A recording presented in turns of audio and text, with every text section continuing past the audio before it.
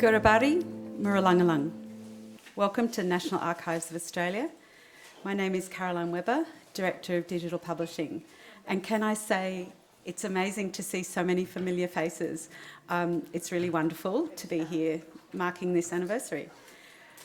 Before we start formal proceedings, we've got a few administrative requests. Please turn off your phone or turn it to silent for the duration of the event. Toilet facilities are out the door at the back, either directly to your right or across the corridor and to your right. And in the case of an emergency, as archive staff, Jordana, Kate and Ingrid, we've all got name badges on. You'll be in trouble if you have to rely on me. I'd like to begin this evening's proceedings by acknowledging the traditional custodians of the land we're gathering on tonight, the Ngunnawal and Ngambri peoples, and pay my respects to their elders past, present and emerging. Today marks the 10th anniversary of the Forced Adoptions National Apology, delivered by the former Prime Minister, the Honourable Julia Gillard, on the 21st of March 2013. It was an amazing day. And tonight's program is about marking that event. But I'd also like to acknowledge that this evening there are people here who've been impacted by these past government and society actions and decisions that were taken, the impacts of which live with you every day. I acknowledge that this discussion that we're going to have this evening may cause you stress. I'm sorry about that. However, this is an important discussion about issues that are distressing and are traumatic, but need to be raised so that the rest of us become aware and better informed of what happened to you and others. It's now my pleasure to hand over to Mr. Paul Barclay to officially welcome you to country. Paul is a Ngambri custodian with multiple local Aboriginal ancestries from the region, has a strong commitment to the community, and he's also an accomplished didgeridoo player. He also works with the National Archives and has worked with us very closely and supported us on a dual language naming of the building and rooms that we have. Paul, thank you.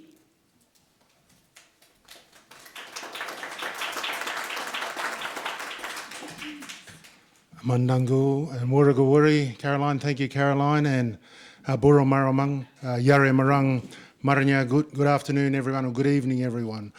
Yuandu, Paul Giroa House. My name is Paul Giroa House, Nadu, Maradu, Mare, Biringo, Gujigango, Nyambri, Nurambango. I was born here on the centre of my ancestral country at the Old Canberra Hospital. God bless it. Anyone born in the Old Canberra Hospital? Great to see some hospital alumni here tonight with me. I normally say, refer to us as an endangered species, but not tonight. Yinjamarabala, Dr. Matilda Williams House. My respects to my mother, my matriarch, Dr. Matilda Williams House. Because of her, I can, and because of many of our matriarchs, we can. We acknowledge our old people. Yilingalangbu, Gibabungo Woogabu, Migabu, Didda Nilbung, ladies and gentlemen, young men, young women, distinguished guests, the Honourable Jenny Macklin, Nyarin Jamali, Nyambri, Guma, Wogalu, Wallabalawa, Nunu, Nagariga, Radri, Mujigang, Yanang, Bujayandu. My respects to Nyambri, Guma, Wogalu, Wallabalawa, Nunu, Nagariga, Waradri elders past and present. Nyarin Jamarabu, Mujigango, Nurumbanjigo, Ninya Yiridu, my respects to all people from all parts of this great country. Nyambri, Wogalu, Wallabalawa, Nunu, Mayin, Gaimbanya, Ninyoga, Nurumbango Dara. Nyambri and Ngunnawal people, welcome you all to country. Nadu Wurugabigi Balabambo Gubu Balagibangubu going Guliala Dumbalina Murwai Marambo. We listen to our old people, our ancestors, our elders, and they show us the straight path. Dulagang Muru, Bijari Muru, good path. Going Guliala Bilangali now, Walamali now, Yamamali now. They protect us, they guide us, they nurture us, our old people. Mambo Wara, Naminyago, Wuraga Binya Wura Darego, Winningala Go Baligo. Looking to see and listening to hear and learning to understand. Yinjamal Gijo Yinjamarabu. Respect, respectful, respecting. Powerful word on country. a philosophy, an ideology. Yinjamara bala gujigang gagomara wala nunga yalara dalani mayin. Respect is in the people and the government embracing voice, treaty, truth-telling. Yinjamara bala wing girambana na nurubala bua guru gambino banga nara nara. Respect is in the warmth of the campfire, in the possum skin cloak that shelters all. Going guliala, balawala muangadabu, murnmandabu, bambayu, gurungambira. Respect is in the grinding stones and the carved trees made long ago on country. Going guliala, magagiri biringa bogongu derenda. Respect is in the journey of the bogong moths in the mountains. They also taste very good. Yinjamara bala birida bina bina yawilawil nurumbango. Respect is in the Canberra River and the breeze quietly moving through country. We have cared for Mother Earth since the dawn of time, and evidence of our statehood, our sovereignty, our ownership can be seen everywhere throughout the land. Our signature is in the land, not just our DNA. And taking care of country is important to us all. The more we look after the land and the waters, the more the land and the waters look after us. Muramaginya, Yinjamara, Muramuru, Wirimbira, Nuramango. Living a respectful way of life cares for country. Yinjamara, Wirimbira, Marando Gobo, Giyira Gobo, Yando Gobo. Respect is taking responsibility for the now, the past, the present, and the future. It's Marambang Malang, Nadu Marambang Noya Goy Malang. It's wonderful, it's fabulous to be here, to share our connection to country. The name Canberra is derived from the name of our people and country, the Nyambri, the Canberra. Gazetted on the 22nd of January 1834 under the New South Wales colonial government. We want to see our children grow up in a society that acknowledges, respects and honours First Nation people in this country. And we believe we're entitled to a greater share in the wealth and prosperity. Yinjamara murung uginya buddha durai wirimbira. Living a respectful way of life, cares for country. Back to my mother just briefly, part of this welcome to country. Because of her I can. My mother was the first Indigenous Australian to be awarded an honorary doctorate from Australian National University in 2017, only recently. And she was also the first ever Indigenous Australian to ever conduct a welcome to country at the opening of the 42nd opening of Federal Parliament, the day after the national apology. And she also went on to provide the welcome to country for the 43rd and also the 44th opening of Parliament. And we were recently gifted that opportunity last year for the 47th opening of Parliament of Australia. And in 2006, my mother was the first Indigenous Australian to be awarded the Canberra Citizen of the Year award. My mother, Maradu, Dirangambira, Arambi Galari, Guwarra, Hollywood, Nurang, Nyambri Nurang. My mother was born and raised on a dirt floor under the White Australia policy on the edge, on the fringe of town, a little town called Cowra in Wiradjuri country. And she was able to overcome the adversity and the journey of also being taken to the Parramatta Girls' Home. But stand strong for all people as a social worker throughout her life and still going strong. Mum's birthday the other day, and it was a wonderful occasion to be with her. So we acknowledge, respect and we honour all the people of country. Maragaladal, Wallan Maya Mayangalang. Hold fast to each other, empower the people. Wallangunmala Mara Mara Gurai, be brave, make change. Dira Yawana Mura Warana Wambira. Get up, stand up and show up. Yinjamara, Mara Mara Ninya Ninya, Gira Mara Maranya. Respect shapes us and lifts up the people. Guayambana, our Gurubari welcome. Mandangu Buraguri. Thank you very much.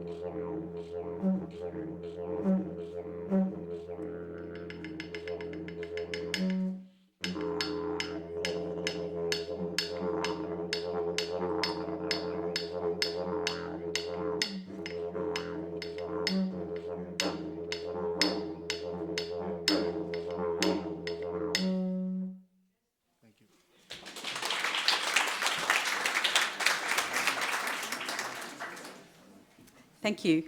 Very beautiful. It's now my pleasure to introduce the Director General of the National Archives, Simon Frood.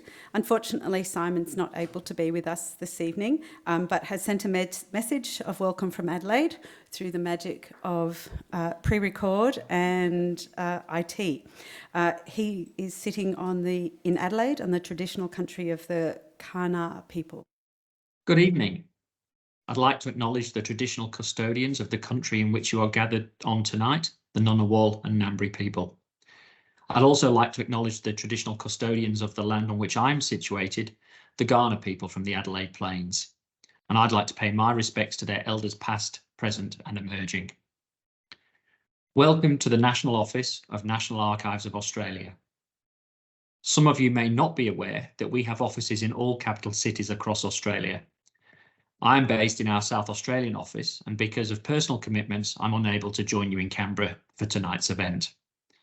However, I am pleased that I'm able to join you virtually to welcome you all here. I believe one of the most significant acts a government can make is to apologise for past actions and historical injustices. This act not only demonstrates a knowledge of the impacts previous governments' decisions and actions had on communities, but also takes on a level of responsibility for the past. In the aftermath of a government apology, impacted communities are able to begin their own healing and restitution. As you know, National Archives collects, manages, preserves and provides access to government records, capturing the decisions of the Australian government and their effect on the daily lives of millions of citizens, residents and visitors to our nation. With this in mind, you can see that archival records have an active role in assisting the Australian government to make an informed decision in the lead up to an apology. Archives might also support a community to advocate for government action. Of course, on the day of the apology, there is an emotional and human element to the delivery that transcends policy, government, and even the records. I think this is captured so well in those images from the public apology to the people impacted by forced adoptions made in 2013. Those images of Prime Minister Julia Gillard, where she's hugging people at the apology, express these raw emotions. It's such an interesting time in Australian history, especially as we stand on the cusp of a referendum for the voice to Parliament. I believe there'll be more government apologies in our future, so I think there is no more pertinent time to ask, do national apologies change the world? To guide you through the discussion tonight, we have an impressive panel of experts, and it's my pleasure to welcome the Hon Nahum Mushin AM, the Hon Jenny Macklin, Professor Michelle Arrow, and from the team here at National Archives, Ms. Rosie Baird, Ms. Caroline Webber, and Anne-Marie Condy. Finally, I'd like to welcome our moderator, Paul Barclay. Paul has been working with National Archives on delivering Constitution Day forums since 2012. He's adapted his approach to meet National Archives requirements, helping to shape each programme to deliver engaging and informative programmes to a broad audience. Together, we've covered everything from exploring how much Australians care about the Constitution, whether it is fit for a digital age, how it copes in a crisis, and the ongoing issues of recognition for First Nations Australians in the Constitution. Thank you, Paul, for all your support, and from all of us at National Archives, we wish you the very best for your future ventures. Please all enjoy the discussion. Thank you.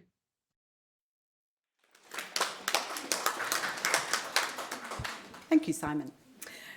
One more presentation before we commence the panel discussion. Anne-Marie Condy, who is Director of Public Programs and the co-curator of the exhibition Disrupt, Persist, Invent, which is part of the program that is delivering this presentation tonight, is going to provide a brief background to the exhibition and why we are here this evening asking the question, do national apologies change the world?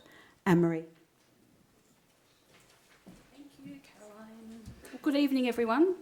My name's Anne-Marie Conde and I'm Acting Director Public Programs at the National Archives. But in my substantive role as Senior Curator here of exhibitions, in that capacity I was kind of kicked off the thinking that has led us here tonight for our discussion. I was co-curating this exhibition, Disrupt, Persist, Invent, which is just outside, you would have passed it as you came in. And the exhibition draws on records at the National Archives collection to offer a consideration of social change in Australia in the 20th century. One section of the exhibition is how the act of listening, really deeply listening to someone else's experience, can help change their life. We mention some royal commissions and some inquiries and suggest that it is in everyone's interest to listen to people's personal testimonies in those settings. And after all that listening, the next step is perhaps to say sorry. I wrote the text for the exhibition, and when I got to this part, I did become a bit perplexed. There have been a number of apologies in recent times in Australia and elsewhere, and in the exhibition we mention apologies to the stolen generations and people affected by forced adoptions. But I couldn't find much about formal government apologies seen as a group, as a response collectively. I could find little discussion about the societal changes that have made apologies possible. Children are taught in the playground to apologise even for unintentional slights and accidents. And we know in our personal lives how powerful an unconditional apology can be. So the question I formulated for myself as I was writing the text is, how is it that governments have taken on the emotional labour involved in offering apologies? When and how did that happen? Well, I managed to overcome my writing difficulty, but the deeper questions still linger. Our assembled panel of speakers this evening come from a variety of perspectives and will, I'm sure, help advance these questions. And I'm really looking forward to hearing from them. So thank you, and I'll hand back to Caroline. Thanks, Anne-Marie. Even if I do say so myself, it really is a fantastic exhibition and a great job done by the curators. As Anne-Marie mentioned, we have an amazing group of panellists. Oh, we need to bring up the screen to display the chairs that they're going to sit at. So if I could invite the panellists up to the stage. I'm going to shift stage right.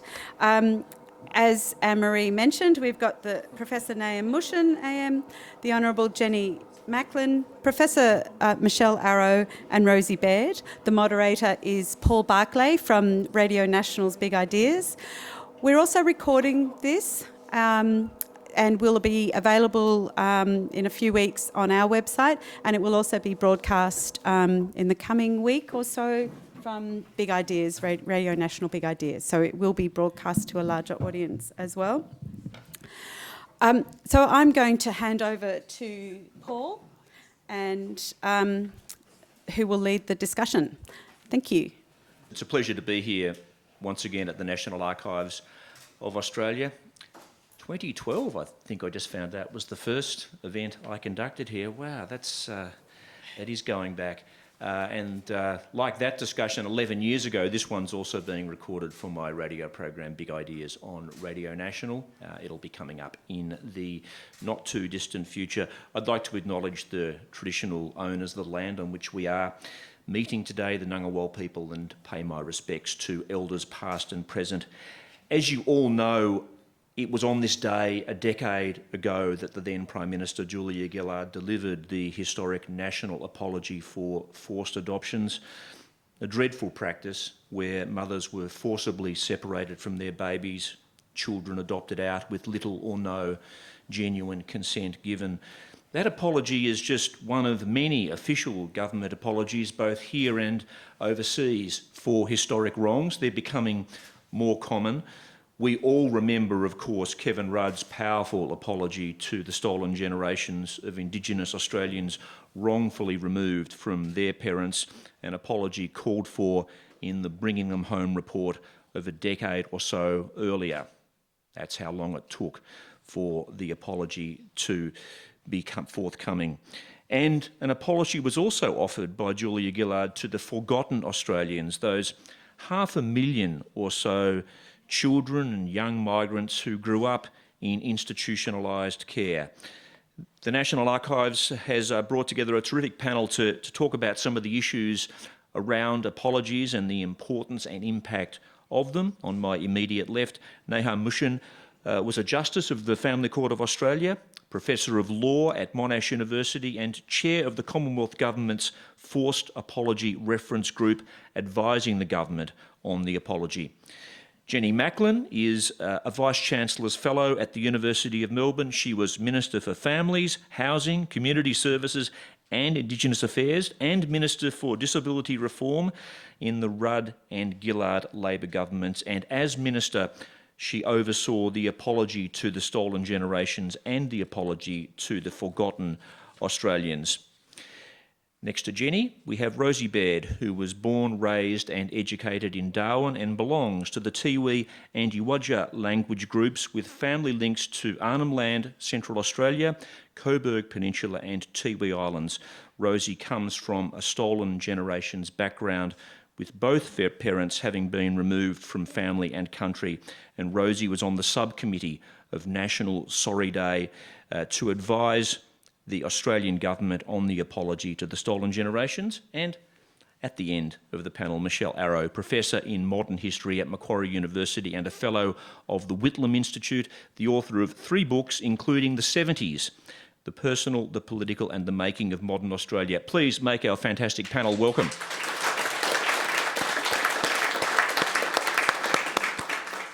Going to start right at the end of the panel, Michelle.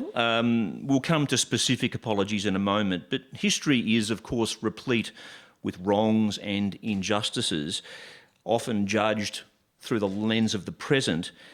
How far can an apology go in general in dealing with the harm caused by those historic wrongs? Well, I think as you noted, an apology, the idea of an apology is a relatively recent response to these kinds of wrongs, you know, to human rights violations, to other kinds of practices that, you know, have now been deemed inappropriate. We're looking back on them, but also I think in response to the kinds of testimonies that people have been making about their own experiences. So I think that apology has emerged as a really powerful way for governments to acknowledge the ways that citizens of their countries have been let down, have been betrayed, have had their human rights not respected and violated. And I think the fact that all of these apologies in Australia have happened in Parliament House, delivered by the Prime Minister, has a really powerful symbolism attached to it. So it's a really interesting response to a whole range of issues, but of course accompanied by other things. And of course, these have been the result of long periods of lobbying and activism too. So they don't just kind of come out of, you know, Prime Ministers decide to apologise. They apologise because people ask them to apologise. And I think that's a really important sign too, that citizens feel empowered to ask for apologies when things have done to them that have been violations of their rights. Yeah, Nahum, there have obviously been considerable resistance to some of these apologies for specific reasons, but also in general because there are those that say you can't rewrite history, that things were done in the past that may have been consistent with the social norms of the time, and we're now looking back at them and judging them in a particular way. What do you say to those people who question apologies for that reason? I don't think the mores of the time can justify illegal behaviour and violence and demeaning behaviour, and that's really what we're apologising about, particularly in the forced adoption area. Yeah. I suppose, Jenny, you have heard similar types of reasons as to why apologies shouldn't occur. Would you just give us an idea? What What is the intention of a national or government apology when it is offered? You had a role in two of them. I don't wish to downplay the significance, but they are symbolic acts. What is a government trying to achieve when it offers an apology? Just one correction, given we're at the National Archives. It was Kevin Rudd that delivered the apology to the Forgotten Australians. Oh, okay. I'm sorry about that. I bet We'll yes. get the history right. Okay, sure thing.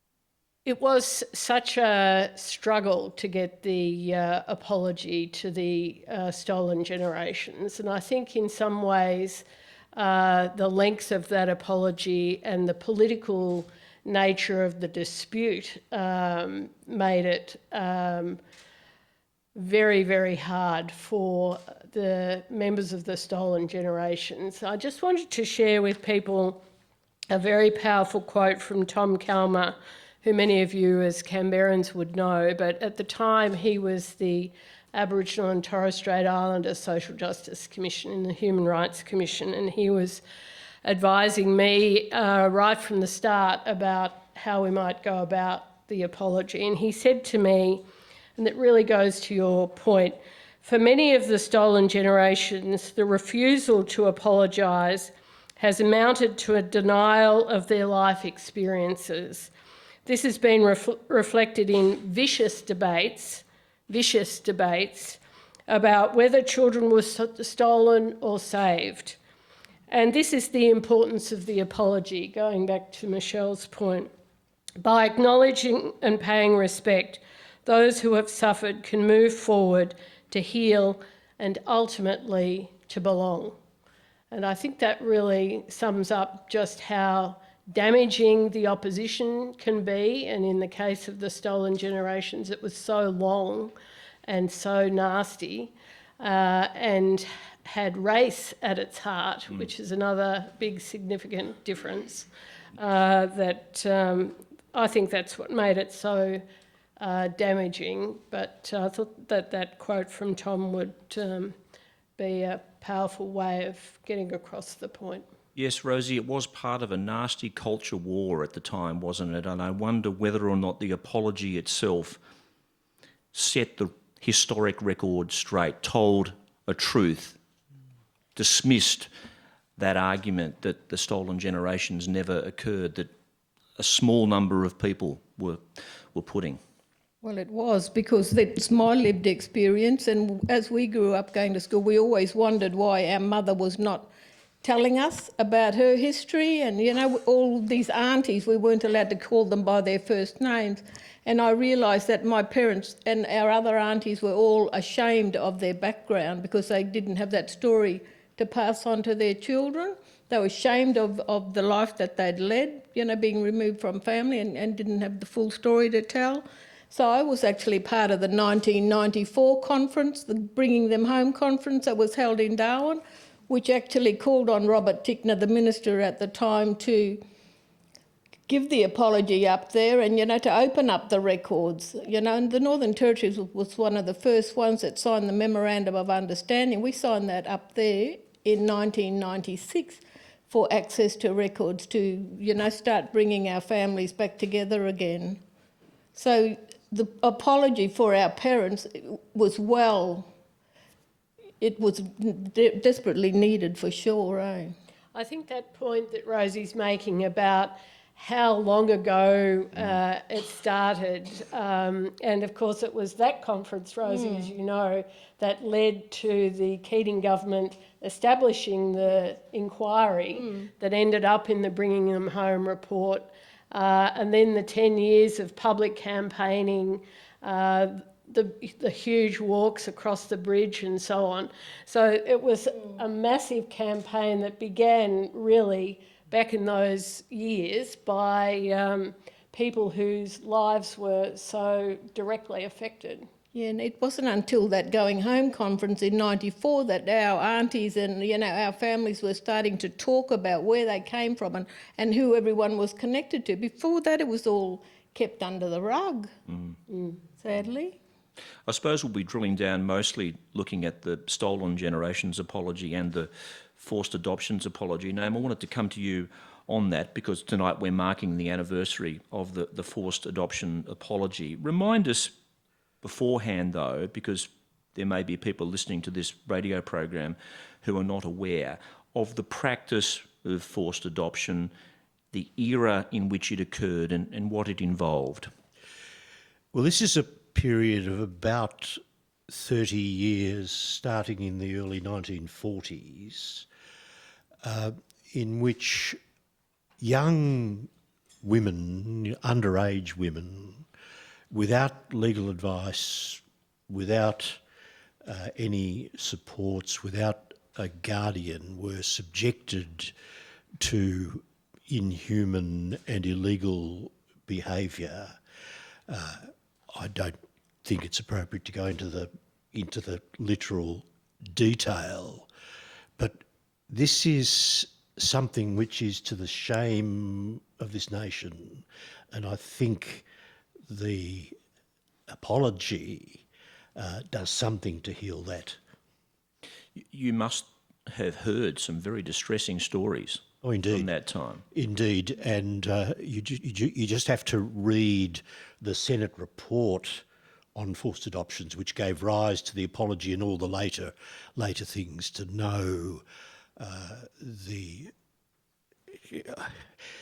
one can only use extreme words for this, but appalling, inhuman behaviour of people who were disempowered, who were treated in a way which was demeaning, and all of those sort of things. And no consent given?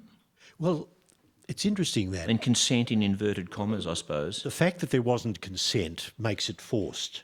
And the fact that there wasn't consent makes it illegal. But what was interesting is that the consents, in fact, in many cases existed, but there was a small problem with them. Many of them were post-dated signatures, so because the legislation had dates in it, other signatures were forged, and this is just a further example of complete disempowerment. Mm. And this involved an attempt to eliminate almost every aspect of the child's past from the moment it's placed into the home of the adoptive parents. Is that right? Yes, and the consequences for adopted people have been profound. They've suffered lifelong trauma. They've been searching for their identities, and they're caught. I often heard when I was consulting the concept that they were the meat in the sandwich, and this is not just affecting them, but it's also intergenerational. Yep. People Jenny? want to know who they are and where they come from, and I think that's the theme that runs through each of the apologies. If we think about the forgotten Australians who were in many cases removed from their families for all sorts of different reasons, some of them illegal, and of course many of the stories of the forgotten Australians are well known to the Australian people because of the Royal Commission into institutional child sexual abuse that really unearthed the horror of what took place and the abuse that's unimaginable, really, if you haven't been part of it. And so I think this point about harm and abuse really sadly flows through each of the histories of how we got to be where we are. Well, that's really at the heart of it. The harm, the abuse, the denigration, and all of those sort of things is really what this is all about. And such a striking parallel, Rosie, this attempt to eliminate a child's past via the forced removal.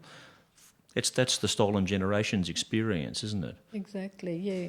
And working in the Link Up program for 10 years, it's really heartbreaking when you finally make a connection and you try and have a happy reunification of mother and, you know, adopted child, and what they've grown up with, you know, probably, you know, we have you because you wasn't wanted, or, you know, it doesn't come, forced adoption wasn't used back then.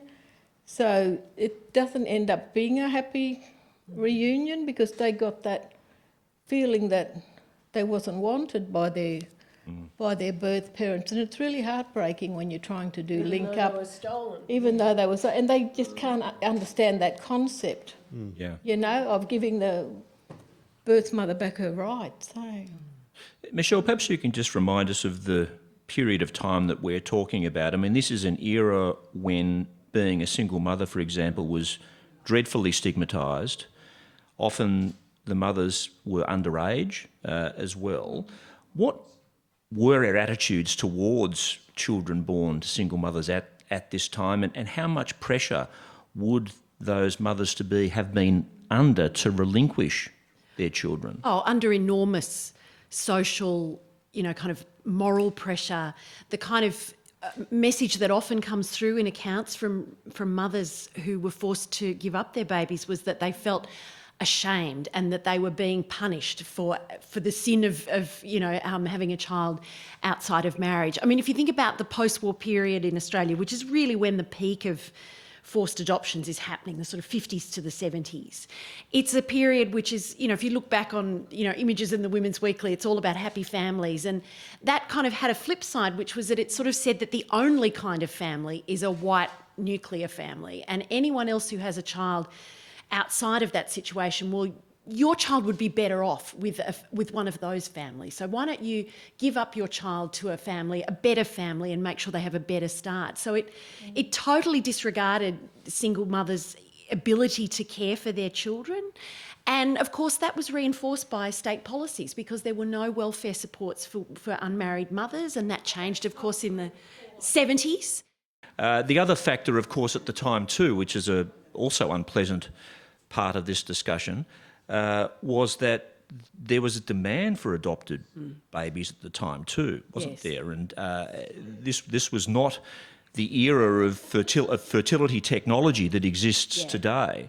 And Nahum, was that feeding into this as well? Oh yes, and the whole basis of it was institutions saying we're doing the best for the children, depriving them of their heritage, of who they are, and it is just contrary to what we know about the rights of children. Yeah. Look, tell us then about the decision to make the apology. What were the crucial aspects of the apology? Who was the apology offered to, and what were you trying to achieve? Well, the apology was offered to anybody who was who experienced forced adoption. You offer an apology, and the question is who is going to accept it. And you don't, in offering the apology, you're not saying this is only for A, B, and C, and not for X, Y, and Z. And you can't force an apology on someone either, can you? And you can't force them to accept it. Yeah. It's like a contract. It's an offer and acceptance. Yeah. And so what was hoped would be achieved by the apology? Well, it goes. The first thing is that you hear about these events, and the nation needs to know about one of its very dark chapters, and that's the starting point. So an apology needs to take ownership of the facts of what has happened, and needs to acknowledge that and say, we are sorry for these things and we offer you that apology. Yeah. Moving on to the Stolen Generations apology, Jenny, looking back on that apology, I was thinking there was so much pressure leading up to it. There was the Midnight Oil performance at the Olympics. There were the marches over the bridge. There was considerable pressure coming up from the community. You would think, in a sense, that it was going to happen, it was inevitable sooner or later. But you say actually there was nothing inevitable about the apology to the stolen generations, that it had to be fought for all of the way. Talk to that. Every step of the way, first and foremost by Aboriginal and Torres Strait Islander peoples, and especially the Stolen Generations groups themselves, who were campaigning right across the country. But it was also very clear in the major editorials of the time, for example, the Sydney Morning Herald, the Australian, editorialising just before the election in 2007 that this wasn't necessary, that it wouldn't be any good, that it wouldn't be effective, and some other colourful language, which I won't repeat. But certainly also representing, I think, many Australians' views that this is not something that we did, so why do we have to say sorry, which was exactly what John Howard had said for 10 years. And I think if a Prime Minister repeats that over and over and over for 10 years, we didn't do it, so what have we got to apologise for? And then, of course, many people start to believe it. That had to be overcome. But the credit for overcoming it absolutely belongs with the people who campaigned so long and so hard. And talk us through the actual apology itself. It was obviously critical that the word sorry appeared in that apology. We could have used the terms "we apologise," but sorry as a word needed to appear. How did Kevin Rudd decide on the wording of that apology? Was this the result of discussions with Indigenous people? Can you talk about that? We talked to a lot of people all around Australia in the 6 weeks from the election to the apology, so we didn't have that long. But the number one message was we want the Prime Minister in the Parliament to say sorry. That was the number one thing that people wanted. But I think the other things, which are also very important, and you can hear that in Kevin Rudd's language, is that people also wanted the apology to be to not just the people who were stolen, they were first and foremost, but their families, the communities they came from, and then to also acknowledge the terrible wrongs that had been done to Aboriginal and Torres Strait Islander peoples since Australia came to be. And it was that acknowledgement and the way in which Kevin Rudd said sorry for that, as well as the acknowledgement of the personal hurt and horror, that I think made it so wide-ranging and powerful. Yeah, and the decision to not just apologise specifically to the group of stolen generations, but to make it a broader apology, was that always going to be the case? Well, if you think the contrast in the timeline between the 30 years that you've just talked about with forced adoptions, in this case, it was more than 100 years. So there are many, many generations. It is many, many generations of pain and damage, some of which was reported in the Royal Commission into deaths in custody, where you could see the impact of this generational trauma. So that message came through to us loud and clear. You have to recognise this generational trauma that goes back such a long time.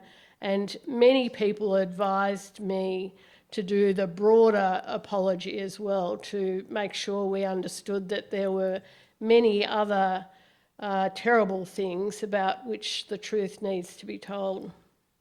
And Rosie, when you heard that apology, can you talk to us about the impact I took a group of elders, aunties and uncles down for the apology, and they were all, it was all happy. They were all skipping along, you know, down the corridor. That they were just all so on a high. They were on such a high. They were going to get the apology. But as soon as the apology was delivered, it was just so emotional. It just brought out the tears, You know, it was just so emotional. And it lived up to your expectation of what you Yes. wanted from an apology? It did, for the flow-on effects that came with it, acknowledging our history, because even our parents, they all got put on missions and that, and they weren't educated very well. They didn't understand their own history, and their children didn't understand their history. We need to know our history, and the rest of Australia needs to understand. I've got white friends that says, they weren't stolen. There's people that in the older generation that says that didn't happen. Because we weren't taught anything like that in school. Michelle, as we just heard, it took so long to come to fruition. It's become such an important historical moment in our contemporary history. But there was opposition to it, and there remained opposition to it in small pockets, I suppose it's fair to say, till the very end. So in a sense, it was a contested apology, but it was nonetheless a essentially bipartisan apology. How important is it that these apologies, these national apologies, are bipartisan? Look, I think it's really important because there is something, as I said, about speaking for the nation, on behalf of the nation in that moment in Parliament House. And I think it's interesting that Opposition Leader Peter Dutton now says he regrets walking out and boycotting the apology alongside about 5 or 6 other coalition MPs. But of course, he's also effectively repeating the same kind of response in his response to the Voice campaign. So I think there's a bit of, it's not really clear how much, learning and development has happened in that moment. But I do think that it's interesting that the other apologies to the forgotten Australians, to forced adoptions, have been bipartisan. And I think that's really, it's very important. And also the apology to victims of institutional child sexual abuse was a bipartisan apology too. And I think, there's something interesting in there about the kind of politics of those kinds of apologies rather than, say, the more contested cultural, battleground of Indigenous politics. But it is a form of truth-telling, and I think that's always going to be tricky and complicated. Just to reinforce that point, the apology to the stolen generations only became bipartisan the day before. That's how testy it was. It was very, very testy. We wanted it to be bipartisan because the power of it to the general community is so much greater, but it was very, very difficult. You agree, Nahum, that it is essential that these national apologies have support from both sides of the House? Oh, yes. Yes, I think if the community is fundamentally divided along those sort of lines, I think an apology is doomed. Can I just correct one thing? The 30 years that has been something of a controversy here, I was referring to the Senate report, which refers to a period of 30 years commencing in the early 40s, up until the time of the Whitlam government, during which time there were about 250,000 apologies. We've all got apologies on our mind at the moment. Yes, about 250,000 adoptions. Obviously, not all of them forced. I'm not suggesting that there weren't forced adoptions prior to that time. In fact, on the contrary. With apologies, Jenny, comes the need for reparation, and it was considered important that beyond the apology there was an ongoing mechanism, and that mechanism, it was agreed, would be the Close the Gap initiatives. Tell us about how those two things sat together and how was Close the Gap used in a sense to rebut the assertion that this was just a gesture, a symbolic gesture? Well, in fact, many Aboriginal leaders speaking to me in the lead up to the apology made it very clear that we had to join the two together, that yes, they wanted sorry to be said and the past to be acknowledged, but they also wanted a very significant way forward to close the gap. There were other initiatives, as Rosie mentioned. One of the wonderful services that have been set up, I think in the 1980s, Link Up. So giving support to Link Up, We also, the following year, supported the establishment of the Healing Foundation. I think your use of the word reparation is important. That was used in the Bringing Them Home report. And reparation has two parts, as Mick Dodson reminded me. One is making sure that people can get hold of the things that they've lost, but also to get compensation. And that issue of compensation was made clear to me that if we included compensation, there would be no bipartisanship. Yeah, that's interesting. So that was an unbelievably difficult decision. That was a no-go as far as the opposition at the time. Was that a misgiving was that, I mean, it is, I don't want to downplay the moment because it was so significant, the apology, but is that a slight misgiving that maybe that you have, that you couldn't deliver compensation along with the apology? Of course I felt that at the time. Of course I did. But as the Aboriginal leaders made clear to me, more than anything, we want sorry to be said.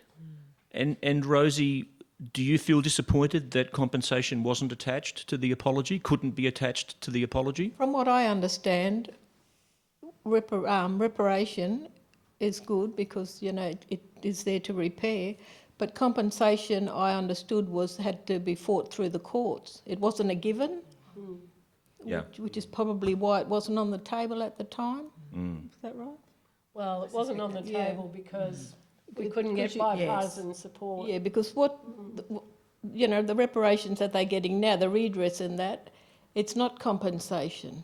It's redress and reparation. Yes. And just in terms of the forced adoptions apology, what were the reparations, what were the concrete measures, practical measures, if you like, that followed that apology? Well, it's probably easier to say what weren't the reparations.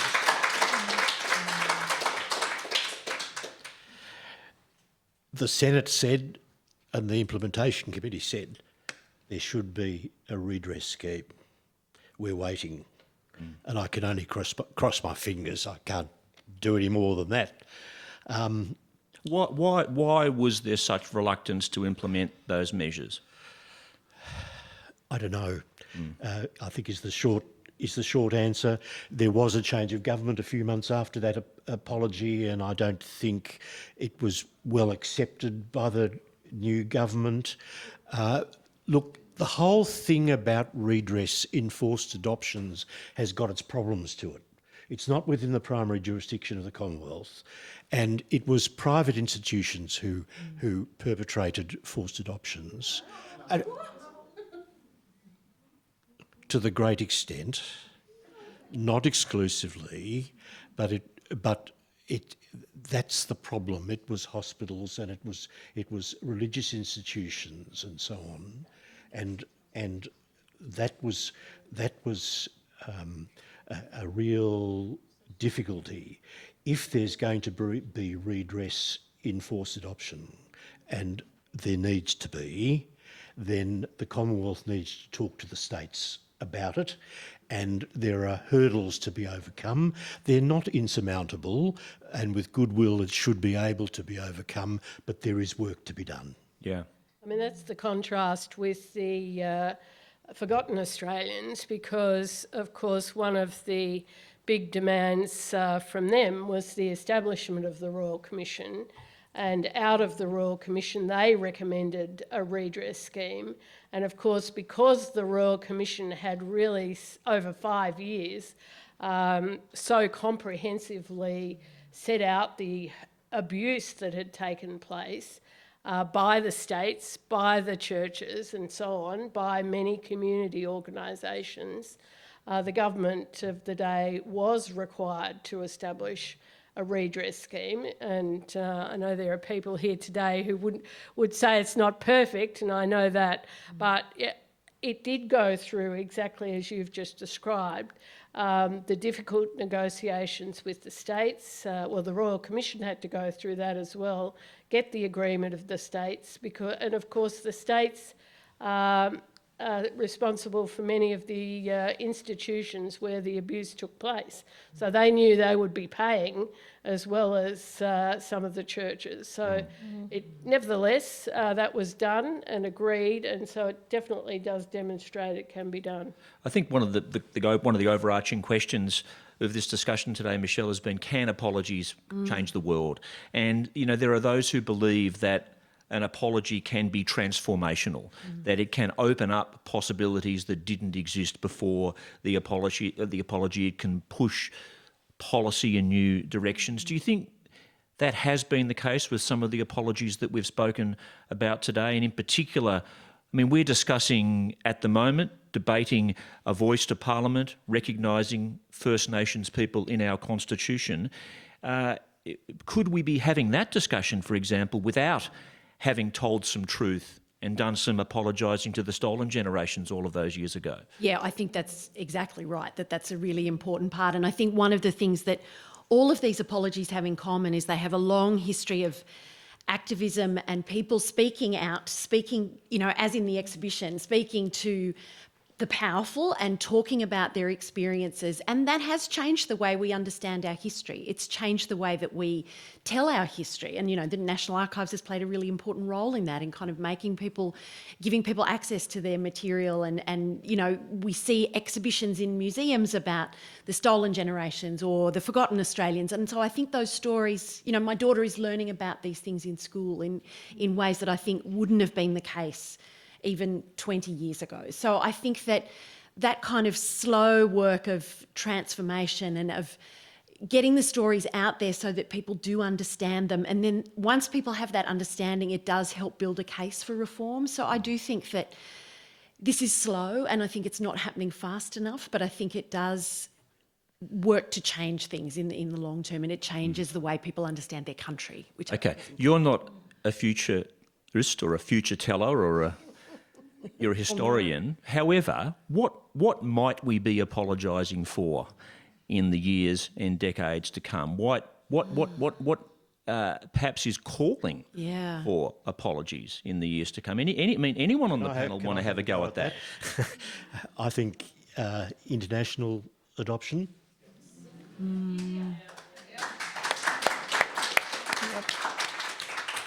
And I think the big one is surrogacy. What about adoption?